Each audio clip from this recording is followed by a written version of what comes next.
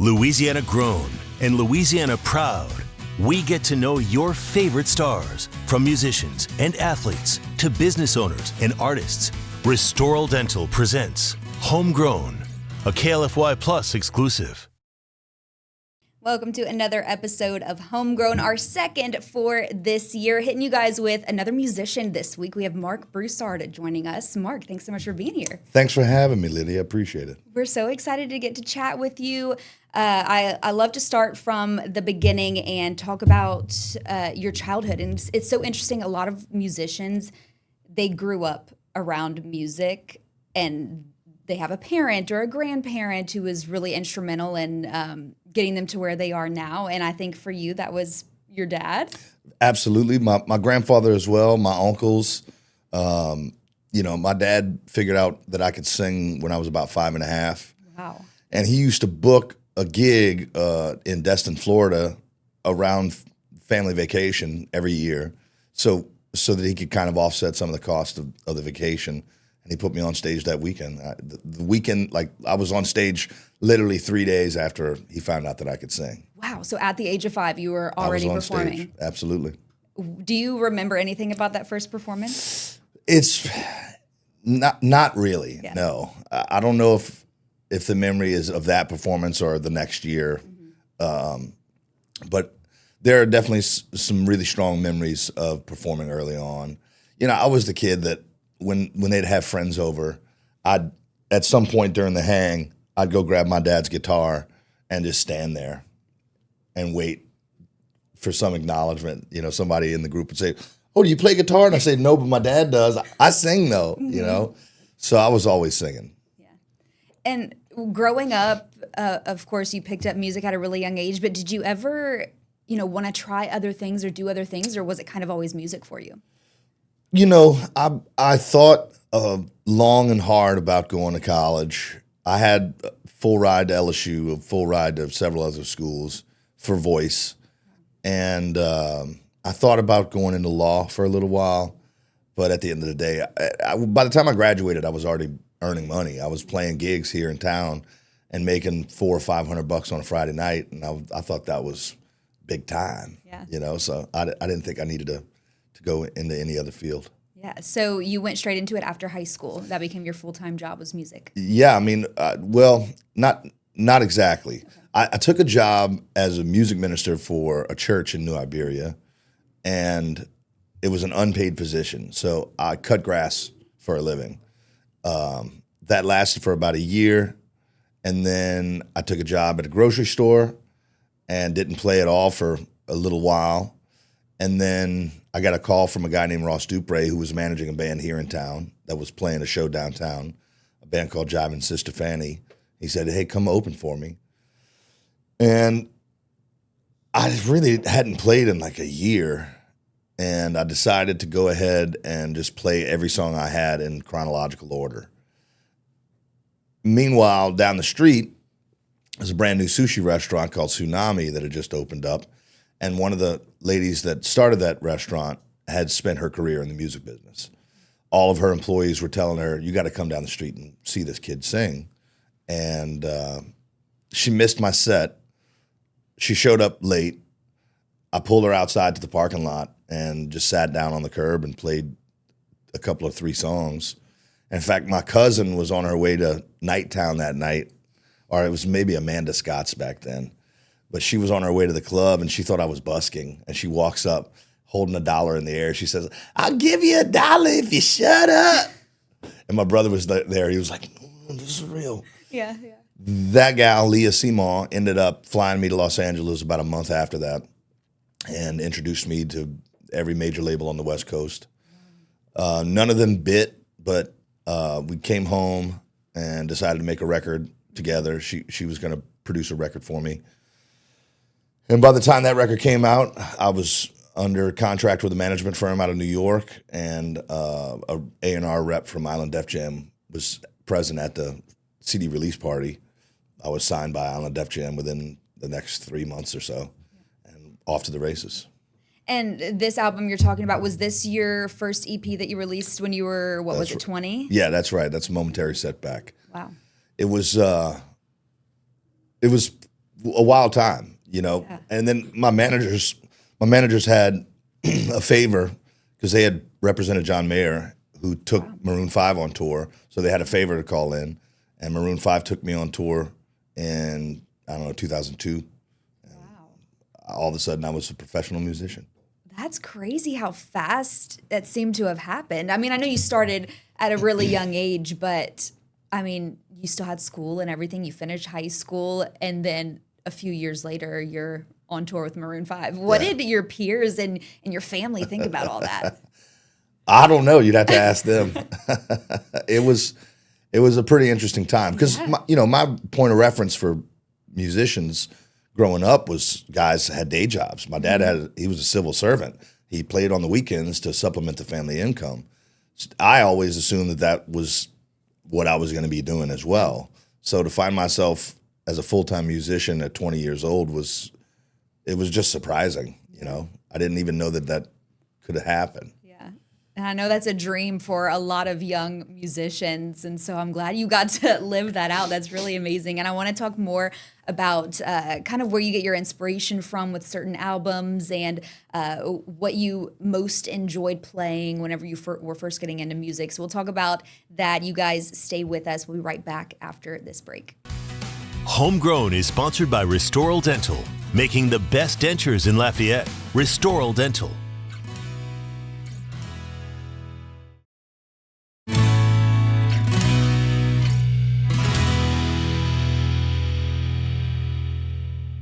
Welcome back, you guys. Continuing our chat with Marc Broussard. Marc, I want to hear about the kind of music you enjoyed playing, of course, before you released that first album, and we'll get into that. But what was it that you found yourself really drawn towards? You know, my dad he's a jazz musician, and literally every day he was listening to instrumental jazz music in the house, which as a budding young singer was sort of a nightmare because there was no vocals in the friggin' music. And then occasionally, you know, because of a show that he's got coming up or something, he might have to put on a singer that he's got to learn the music for. And it was guys like Otis Redding and Stevie Wonder that really like got me running from the back room. James Taylor was another big influence. But my the very first album that I spent my own money on, my dad and I were actually on the way to the record store listening to the radio, and there was a song that came on by a guy named Brian McKnight, a song called "One Last Cry." It's a beautiful song, and I fell in love with this man's music, so much so that in middle school they called me Brian McWhite. I sang "One Last Cry" at every talent show. I was a devotee for a number of years. And interestingly enough, I became close with both of his sons in the last few years. Unfortunately, we lost one of them to cancer, but it's been a wild ride. You know, I never imagined that I would be friends with Brian McKnight's kids. So Brian McKnight was definitely the top of the pops for me for a long time. In my early 20s, I discovered Donny Hathaway and realized how much influence Donny had on Stevie Wonder. And ever since I discovered Donny, he's been my guy. Yeah. When it came to writing and producing your own music, was it just kind of a lot of other musicians getting inspiration from things that have actually happened in your life? Or how did that work when writing songs? So typically, most of my career, I've sat in a writer's room with a total stranger. And when that happens, you sit down with somebody for about 15, 20 minutes just talking about what's going on and what you're thinking about writing about. And then you knock out a tune. That has been a process that served me very, very well for a long time.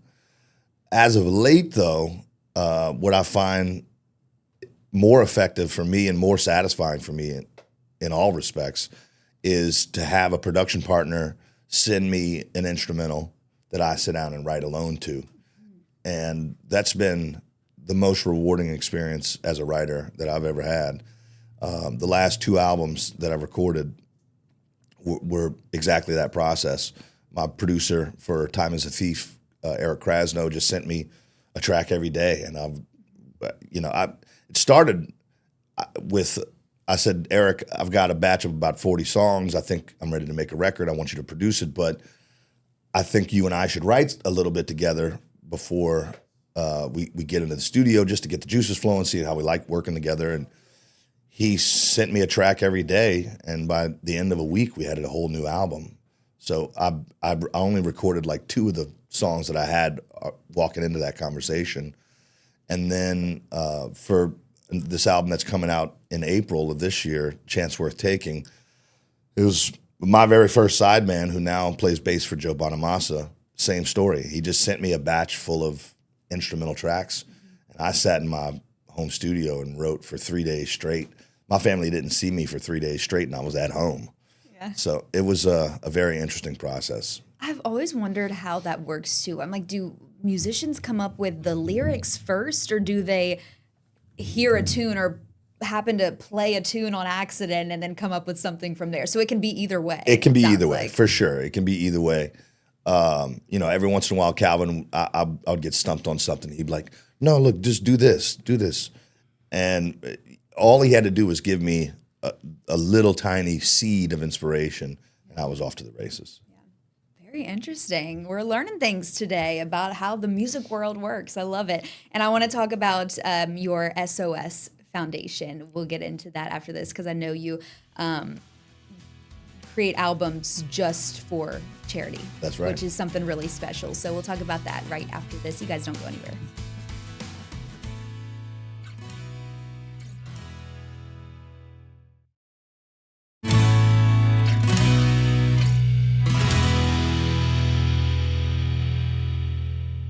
Welcome back. Still chatting with Marc Broussard here. Marc, I told you I wanted to talk about SOS Foundation, Save Our Soul. Tell me about this foundation and the goal behind it. So the very first SOS record that we did was sort of out of necessity.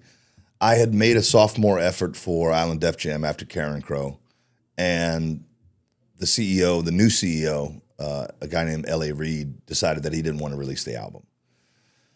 I asked to be let out of my contract. They acquiesced, but they didn't let me take the album that I just recorded. So instead of going back into the writer's room and spending 6 months to get an original project together, somebody suggested that we make a covers album. And it was a swimming idea. It was wildly successful. It was maybe more successful than anything I had ever imagined, to be honest. And when I left the major labels back in, 2013 or so, I called my manager up and I said, I think we need to do these covers albums for charity, though. And he's like, you don't got money to give away, bro. You're broke. I was like, trust me, this is going to work. I think it's going to be really successful. Let's do it. And they trusted me, and it did work. So we started making these covers albums every few years, picking a different charity for each project. And luckily, my fans responded very, very, very well to it. It's honestly been more successful than anything I could have dreamed, because not only have we been able to raise tens of thousands of dollars for charitable organizations that are really worth raising money for, it also gives me more time in between original records to really home in on writing the best material that I can write, while still servicing my audience with new music. It gives me and the guys in the band an opportunity to record some of our favorite music and that we love forever. So it's honestly given me more blessings than I ever imagined it would. SOS 5, we picked a charity that's based here in Lafayette, a group called Love of People that I started volunteering with a number of years ago. Love of People has a really broad mission. It's run by a dear friend of mine named Jonathan Williams. And Jonathan, for his birthday, he does a diaper drive. For his son's birthday, he does a food drive. For his other son's birthday, he does a toy drive. For his wife's birthday, he does some other kind of fundraiser. He's he's the most committed guy that I've ever seen to this project. We fed 5,000 people for Thanksgiving this last year. Jonathan is the most committed guy that I've ever seen when it comes to charity work. And so I promised him a number of years ago that I would make an SOS for him, and this is the culmination. Songs of the 50s. And I think that's really attractive to your listeners too, because you're not just this big music guy who plays up on these stages and travels around Europe like you're going to be doing this year. You're also someone who cares about these little organizations back home and cares about helping people. So I know that your listeners, I mean, I'm sure they just love that. I mean, like you said, these albums are super successful. They've been wildly successful. Yeah. I did a lullaby album years ago to raise money for Our Lady of the Lakes Children's Hospital. And I wrote a children's book in conjunction with that album. That book is probably the most successful thing I've ever done. We've sold more copies of that thing than any CD I've ever made. So it's been hugely rewarding to be able to contribute to the communities. We raised money for a homeless women and children's shelter in Atlanta. We raised money for a children's hospital in Baton Rouge. We've raised money for an organization out of Miami that keeps kids off the streets, and now Love of People, that has, again, the broadest mission of any group that I've ever worked with. We try our best to really vet the organizations and make sure that the majority of the dollars aren't going to administrative efforts, that they're really going to the mission efforts. And luckily, we've been able to work with some fantastic organizations. Yeah. I want to go back to the children's book, because when I was doing my research for this, I didn't know about SOS Foundation. I didn't know that you had written a whole children's book. And so I just think this is so cool. It's called I Love You for You. That's right. What was that like? I mean, what made you even want to write a children's book? Well, we were doing a charity project. Yeah. And a buddy of mine that I had done some production work with years ago, his wife is an illustrator. And she and I had always talked about doing a children's book together. So when I was doing the lullaby charity SOS, I figured it was a perfect time to write a children's book. I love children. I love kids to the point that I have to force myself not to pick every little kid up. I adore children. I miss being a dad of young children. I was that dad that played murder in the dark and chased my kids around and threw them on the bed over and over and threw them in the pool. We got hours and hours of video of me throwing my kids in the pool. So I've always had a passion for young children, and that just seemed like a perfect opportunity. That's really cool. And we can still buy it too, right? Yeah, absolutely. Yeah, it's still out there. We can still buy the albums for the charities, and those are all on your website. We can also donate directly to those charities that you support, which is really cool. Please do. Please do. That's really cool. There are several on Marc's website. And we'll talk more about your tour in Europe that's coming up very soon. I'm excited to hear more about this. Again, you guys stay with us. We'll be right back with more.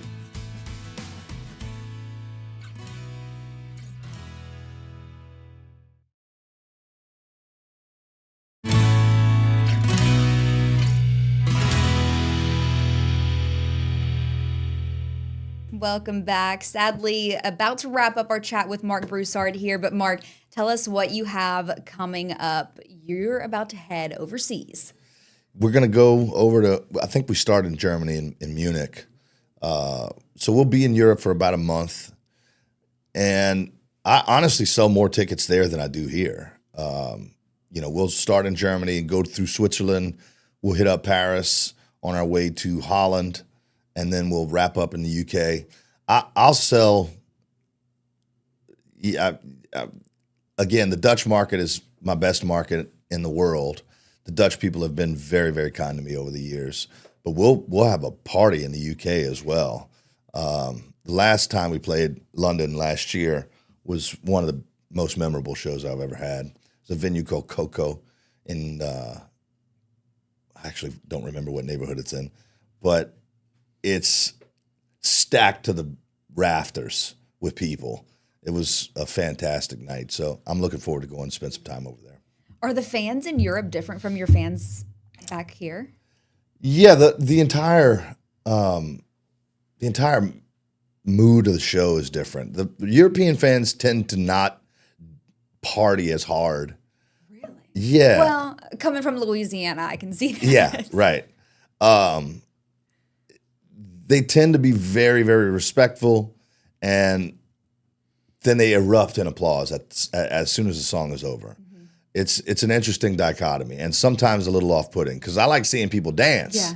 I want to see people dancing out there, and they don't always do that for me in Europe, but it's still a good time. Yeah. So back home, because I've been to a show at the Grand Opera House, and at first it is like a little bit more reserved. People are like, you can tell people are trying to like, oh, be respectful of the people behind them, and then everybody just starts to stand, but you don't get that in Europe. Well, it might be a standing room. Everybody's on their feet, but they're just not dancing. They're not moving too much. Yeah. So there are spots in the show that I've sort of forced my way to like give them the license to get up and dance. So it'll be a damn good time, no doubt about it. But it's just different. It's just a different audience dichotomy. Are there any certain songs that are more popular in Europe than they are back here? Well, I have albums that are not popular there. Okay. Like there's this one album. It's named Marc Broussard. The album cover is a shot of me holding the American flag. That's not a very popular album over there. Yeah. And my European partners told me that when we released that album, they were like, oh, should have done this for the album cover. That's funny. Now you have 2 albums coming out this year, February and April. That's right. So what are we going to hear from you on these albums? Well, SOS 5 is songs from the 50s. It's, basically the success of a song of mine that I recorded on SOS 2 called Cry to Me led me to want to put together another project of exclusively 50s music. And that's me doing Nat Cole and Sam Cooke and Bobby Darin and Ray Charles and Fats Domino and a handful of others. Fun project. Very excited about it. Again, raising money for a wonderful organization. And then SOS 4 was a blues album that I did with Joe Bonamassa. And we had so much fun making that album that we decided to go back in and make another original blues album this time. So that'll be out in April. It's called A Chance Worth Taking. And according to my wife, it's the best stuff that I've ever written. So I'm very excited to get that out to the fans. So is that a little bit of a different journey for you, writing a blues album? It was.